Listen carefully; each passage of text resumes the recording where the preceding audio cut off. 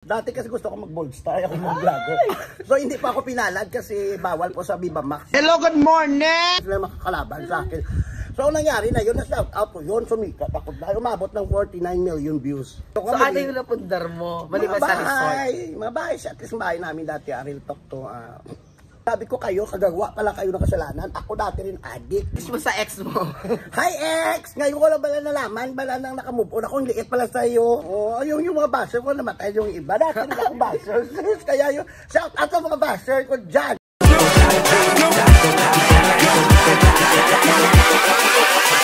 Oh, kalma. Baby, kalma. Huwag mo naman akong bigyan ng dahilan para tabihan ka. Hi mga ka-snappy! Hello po sa inyong lahat. Good morning, good morning, good morning. At syempre, dahil nag-good morning ako, alam niyo ba kung sino ang special guest namin ngayon ni Maha Cobrador? Hello! Hello, good morning. So, hello, good morning. Fresh from the farm. Yes, fresh noon, haggard na ngayon dahil sa maraming problema. So, laban lang, no?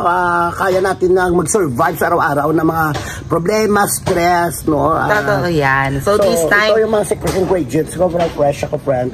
nandito kami ngayon sa Iloilo, ay Rojas Capiz. So, this time, kasama natin ang nag-iisang Erica Embang, ang reyna ng mga...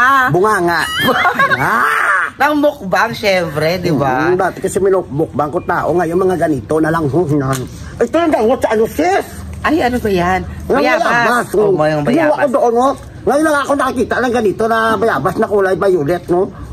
Tsaka ang bayabas daw nakakagamot sa mga maraming sakit. Mga tulad ng mga UTI, umibig tapos iniwan. Ay! Tapos ito gamot talaga ito sa acid. Ito nga ginamot ko dati na nagpatuli niya ako. Ay! Gamot din sa tulo. Wala na sa mabaho ang hininga kasi sana hindi mamatay lang parang yun. So this time, eto na nga, aalamin natin, ano na nga ba ang buhay ni Erica Embang. So, kumusta? Ano? Naiiyak siya. Oh my God. Ang buhay ko po yan, no? Makulay. Makulay pa rin. May magkaidiliman din na nangyari, pero ako na rin mismo nagdala ng kapalaran ko. I always just happy, no? Maraming mga bagay na nakakalungkot, nakaka-touch, na parang ano, ginawa ko ng inspirasyon yung araw-araw ko na pamumuhay, how to survive. No, naghihirap ako ngayon. Pero ano, Miss Erica, nung unang ano, nung unang trending mo, saan ka ba nagsimula? Naway ko yung mga laman lupa. Hindi dati kasi sis, nag-trending ako doon. Totoo naman yan. Super talaga nag-boom yung ano mo eh. Nag-boom yung pangalan mo. Ang kapatid ko kasi, nagkasakit. Tapos ang bahay namin, pag dumaan ako, palagi ako natitisod. So sabi ko nga, parang may tumutulak sa akin palagi. So nagpa-albularyo, kami yung kapatid ko kasi nagkaroon ng kidney trouble na ang kidney hindi na gumana. Oo. So nagpa-albularyo kami, tapos sabi ng albularyo, may nakatira doon na laman lupa sa bahay. Ito nang time na nag-alay kami ng mga manok ng ganito. Na-realize ko kasi na bakit yung manok inalay namin. Tapos, ang ulam namin, asin. So, parang inupay namin doon lahat ng mga kayamanan namin sa malaman lupa na yung para hindi kami saktan. So, inaway ko yun ng time yun kasi namatay ang kapatid ko. Gumawa ako ng video na shout out din sa mga laman lupa na tumira sa bahay namin, sa hagdan doon tumira, sabi ng albularyo. Tapos, every time na dadaan ako sa hagdan, magtabi-tabi doon ako. Pag bumaba ako, kukuha ako ng shampoo, cream silk, panty ko, tabi-tabi. So kung 20,000 ako dadaan, 20,000 din na tabi-tabi. Binigyan niya ako ng obligasyon araw-araw. So sabi ko, alaman lupa lang siya, mga diwindi. Bakit wala silang kapangyarihan na gumawa ng mga palasyo nila? Umasa pa sila sa amin. Ayaw rin nila tumira doon sa mga mangga sa likod. Gusto nila yung bahay simentado din. Kasi takot din mabasa, mga ambisyosa nga naman lupa. So, bali doon sila nag-stay sa ano, sa bahay nyo. Eh, mayaman naman daw sila, sabi. Gaano ka totoo na ano, ginantihan daw kayo ng manok na inalay? Wala, hindi talaga gumanti ang manok. Ay, hindi ba gumanti? Una, bis double din na yung inalay ko na manok. Wala nang kalaban-laban. Nang buhay kasi wala nang kalaban-laban. Patay na siya. Yung mga ganun, yung mga strategy, hindi siya sila makakalaban sa akin. So, nangyari na yun, na-shout out ko yun, sumikat ako. Dahil umabot ng 49 million views. Doon nag-start dahil doon sa lamang lupa na yun. So, mga reactor ko noon, yung gumagawa siya ng video, bala ng nagpaparody sa akin sila ni Pokwang. Ang daming mga artista, kada Itel Buba. At saka doon ako na-discover talaga. Kasi yung logic ko doon dahil hindi naman pang para sa akin good vibes sa yun, para amin na nabahay ako pa maadyas. Tsaka yung vlog mo kasi is parang kakaiba sa mga sa mga vloggers na napaka mo lang, yung content. Consistent lang ng mindset mo. Alam nga kung content. Kasi para sa akin, yun na yung ginagawa ko araw-araw. Hindi lang ako na-discover. So na-discover ako, nagkaroon ng Facebook, doon na dumami yung aking followers. Hanggang sa marami na rin akong basher. Oo, yung mga basher ko namatay yung iba. Dati na akong basher. Kaya yung shout out sa mga basher ko dyan. Ay, nako. Na hindi umaasin sa mga bahay na walang doorknob. Totoo. Until now, marami talagang bashers sa mundo. Pero buyers will always be our friends kasi sila yung nagpapasikat talaga eh. Yung iba kong basher, yung friend ko na. Ngayon ba may nagpapatibok ng puso ni Erica Emba? Depende po. Pag malaki yung sa kanya. Mahaba at saka matigas. Ay, malaki. Magkano? Sa amin, 3,100 lang yung ko. Kasi naman yung dila ko, parang blender naman to. Oy! Bali, ako yung nagsiservisyo, ako yung magaling, ako pa magbayad ng malaki. No. Yung dila ko parang blender, yung ovary at kilopkan chop ko po parang washing machine. Lahat po ng mga marurumi na pumasok, pagkalabas, naka-dry na malinis na. Ay, oo. Pero yung aking washing machine, normal pa yan. Hindi pa di po. Normal pa. Cooling pa lang yan. So, ayan guys, marami akong basher. Nagkaroon pa ako ng mga araw na parang ayaw ko ng mabuhay, na parang wala naman akong ginagawa, bakit nga ako binabas. So hanggang sa napagtagumpayan ko kung paano sila dalhin, nag-enjoy na rin ako sa vlog ko, yung mga basher nagiging normal lang yan sa buhay natin. So ang masabi ko sa mga basher, kung wala namang ginagawa ang tao sa inyo, huwag nyo sila pakialaman kasi kanya-kanyang diskarte para mabuhay. Pakialaman nyo na lang sa sarili buhay nila, di ba? Tapos tingnan mo mga basher ko, hanggang ngayon hindi nagsusurvive, walang ilaw ang bahay, tapos nanghiram ng toothpaste, nangungutang ng Argentina, dami rin utang, pag namatay walang St. Peter, naliligo sa mga tubig puso at arigasyon lang. Para kilala mo yung mga basher. Oo. Shout out sa basher ko, ay hindi na lang. Kasi yung mga basher ko, baka mamatay, walang St. Peter. Ang hirap nila sis. Wala silang mga walang credential. So this time, ano naman yung pinagkakaabala ni Erica Embang? Maliban sa Nag-try din ako pagbablog. dati naabala ako sa 6 Life. Ha? Dati kasi gusto ko mag-bold star, ako mag-vlogger. So hindi pa ako pinalad kasi bawal po sa Viva Max yung ganito itsura ko. So parang nag-focus pa ako sa negosyo, hindi ako pinalad, puro utang din. So anong negosyo naman yan? Nagtinda ako ng mga online, nagkaroon ako ng beauty product na sa akin. Beauty products, anong pangalan? Yung kami lang gumawa, din namin, yung aking chemist, na rin, kapitbahay ko lang. Kami na nag-create, create kami ng sariling mga sabon, haplas. Yung haplas ko, pwede mo gawing lubrikan. At saka hindi mancha. Ang beauty product mo ba herbal? Dati herbal, ngayon hindi na kaya ng herbal. Nilagyan ko na ng anti-inflammatory, marami ng ingredients, anti-rabies, lahat po ng anti-tetanus, anti-aging, lahat nandoon. So, medyo busy din minsan sa mga rakit-rakit, ganun lang. Cheers! Cheers! Cheers! Ang tari, cheers kape. Ganun talaga yun sa probinsya. So, okay lang yun sa akin kung may racket o wala. So, at least kahit pa paano bless ako ng tita ko. Totoo. At syempre, napaka-bless din namin dahil nakasama ka namin. Sana marami pa tayong mga mapuntaan na lugar na alam niyo mga tulad namin guys na nagsusurvive din sa mga ganitong trabaho. Dapat walang iwanan at saka walang inggitan. So, dapat kasi lahat ng tutulungan. Ang hilahan para angat. Hindi yung naghilahan tayo pababa. Dati rin akong demonyo. Nagbago na rin ako. Galing na ako sa imperno, nag-swimming. Bumaba na ako dito sa lupa. So ako ngayon, tinitingnan ko lang ang mga masasama. Dati rin ako masama. Kaya pinapatawad ko na sila. Sabi ko kayo, kagagawa pala kayo ng kasalanan. Ako dati rin addict. So bakit ako umasinso? Sila mag-addict para baka sunugin nila yung bahay. Baka paputukin nila yung gasol.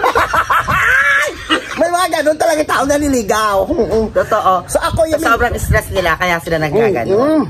Ako kasi ginawa ko yun dati ng mga time na yun na naligaw yung aking kaluluwa. Sa mga masasamang nilalang din ako po, kaso lang pinipilit ni Lord na iahon ako doon. Kasi may mga mission pa ako yung para tulungan ko pamilya ko, tulungan ko self ko, at tulungan ko rin mga tao nangangarap na magkaroon ng inspirasyon. Yun lang yun sis. So ano yung mapapayo mo sa mga viewers na talagang dumadaan sa mga depressions? Actually, mga depression tulad yan, marami tao na di-depress na dahil sa utang. Yung iba love life, yung iba sex life, yung iba sex fantasy. Lahat kasi ng mga fantasy nandyan sa kanila. Isa lang po, focus na kayo sa goal nyo para hindi kayo ma-depress. Unahin nyo muna ang self nyo. Kasi kung love yourself, bago kayo mag-love sa ibang tao. So kung niloko man kayo, mag-post kayo ng anuhin ko pa sa ex kung much better si next, tapos mag-move on at magpaganda. Kasi hindi kayo makakapagpaganda tulad sa akin kung hindi kayo naka-move on. Kulay green ang buhok. So lahat ng mga ex ko ngayon, bumabalik sa akin. Kasi mukha ka ng Final Fantasy. Ano yung message mo sa ex mo? Hi ex! Ngayon ko lang bala nalaman, bala nang nakamove on. Akong liit pala sa'yo. Tapos marami ka palang mga galis-galis. Dati lang mahal ko sa Yung mahal mo siya, malaki, makinis. Tapos umiyak ako. Sabi ko, bakit ako umiyak? Kasi mahal ko siya nang nakamove on ako. Binalikan ko yung combo namin. Tumawa ako. Pariyo kami sinungaling. Tapos yung ex ko ngayon, dati ayaw makipag-lips to lips. Ngayon parang ubusin niya na yung dila. Kung minumukbang niya 24 hours, ano po? Python versus Anaconda? Nakakapagod kayo ex. Una best, ang mga motor na nag-down ako sa Ruse. So ano yung pinakamalaki na bigay mo sa ex mo? Yung pinangakuan ko lang siya, malaki talaga yun. Pero hindi palado. Kasi una best ako. So hanggang ngayon pangako pa rin. Si Ma'am Niyo. Ma'am. Hi. Hello. Nangako din ako kaso lang ayaw ko na mag-commitment sa mga boyfriend ko na dinadala ako sa mga mama nila. Ay, sabi ko si Maymay. Tapos pinapakilala ko sa mga nanay. Ayaw ko ng family-oriented na lalaki. So bali ayaw, takot ka na yung may commitment papakilala ka sa pamilya. Kasi una bis pag maputulan sila ng kuryente, ako yung ningiraman. Pag may namatayan sila, ako rin ang pupunta. Ano ako ibang samador? Pag ang kapatid nila, pag nagpakasal, ako yung make-up artist, ako taga-ikot ng litson. So ayaw ko na lang ganun. Baka nakalimutan nila Erica Embang ang pangalan mo. Baka ang alam nila Charity. Oo, sabi ko nga mayroon akong charity. Sagi Foundation, kapwa ko, mahal ko, kapwa ko, kain ko. Pero hindi naman lahat. So napagod ako, sumove on ako dyan. Mayroon ako ngayong pamilya talaga. Charity ko mga pamangkin ko. 58 yung pamangkin ko, sis. 58? Kasi nang time na yun, di ba, family planning, nagkaroon sa amin family planting. So tubo ng tubo. Tubo ng tubo. Tapos ang isang nanay namin, isa lang. 13 kami magkapatid. So lahat talaga ng kapatid ko, mga nympho. Nymphomaniac. Ako nympho din. Tapos at importante, hindi klepto. Kleptomaniac. Oo, so klepto at saka delikado yun. So dumami kami ngayon sa sabi ko sa kapatid ko, pag may nanganak pa na isa, ipatumba ko na. Kasi hindi para matapos na matutuloy sumpa ng mga ayaw ko kasi lang bumbumpaw. Plok-plok. Pagkatapos hindi mo mabili ng chinilas, hindi mo mapara ng tama, ayaw ko na matulad sila sa akin. Dati ako akit bahay para mabuhay. Dati nagnakaw ako ng rice cooker, sis. Rice cooker. Tapos? Kasama yung kanin. Sabi nga ng tao, sabi, bakit dinala mo pa yung kanin? Anuhin ko itong rice cooker? Wala naman itong kanin. Sa sobrang gutom ko, nag-survive na rin ako. So this time, after mangyari sa lahat ng ano naman yung napundar na ngayon ni Miss Erica Embang? Siguro may mga resort, mga swimming pool, normal na lang yan. Gusto ko so ano yung napundar mo? Maliban sa resort? Mga bahay siya. At least bahay namin dati, Aril Talk to. Dati yung bahay namin, parang alam mo yung bahay na para pag umulan, nagkakapote kami at nagpapayong sa loob. Kasi maraming tulo. So ngayon nakapatayo ako ng bahay ng semento, at least napakain ko na masarap ang pamilya ko. Yung dating binubuli, pinagbibintangan, ngayon idol na ng bayan. At saka yung dating kinakatakutan, ngayon pinipilahan. Parang NFL Rice. Binabalik-balikan. Pinipilahan ng kolektor, nabi ko rin utang. So happy ako kasi hindi naman lahat ng oras masama tayo. May mga bagay minsan na nagsusurvive tayo, tingin ng iba masama. Yung sinasabi na nila na white lies. Kasi yung black lies kasi, parang pinagplanuhan, intention mo. Maganda yung intention ko. Minsan, mali lang yung proseso. Kasi hindi naman ako ganun talaga kahinyo o ganun katalino sa ine-expect ng iba. Pero sinusubukan natin na maging maayos ang lahat. Totoo yan. Kasi kailangan sa buhay natin, dapat lagi tayo maging totoo sa buhay. Nobody's perfect talaga. At saka, always lang tayo humble. Si God nga at saka si Papa Jesus humble, hindi nagsasawa sa pagpatawad. Itong mga kaibigan ko, nakagawa lang ako ng konti magpagkakamali sa inyo. Bakit ayaw niyo akong patawarin? Wala naman kayo kapangyarihan, wala naman kayo bahay sa langit. Tulad lang din tayo na nagsusurvive dito, nakisiksikan tayo dito sa earth, nang lumalanghap ng libreng hangin at saka libreng tubig. Tsaka lahat naman tayo mawawala, kukunin niya rin tayo. Feeling ko nga ako, hindi ako abot ng 100 years. Kasi puyat, inom kape, inom sigarilyo din ako. Pero, yung kapatbahay namin, hindi nga lumalabas yun. Hindi na, tapos puro healthy ang kinakain niya, tapos hindi rin siya nagtatrabaho ng hard work, kinatumba lang. Pero anong edad mo ba gustong mamatay? Mga 600 years kung ako 600 years. Maabutan mo na yung mga robot. Gusto ko yung mga may kaming dinosaur, mga ganun, mga vampira. Kaso lang hindi naman siguro sapat na 600 Gusto mo years. immortal ka. Oo. Kahit Yun na nasabi. mangyari, walang katapos ng buhay. Correct. At saka gusto ko nga dapat pag superhero, yung si Darna. Kaso lang last na realize ko na bubo pala yung si Darna. Bakit? Kaliit-liit ng bato, inaasa pa kay Ding.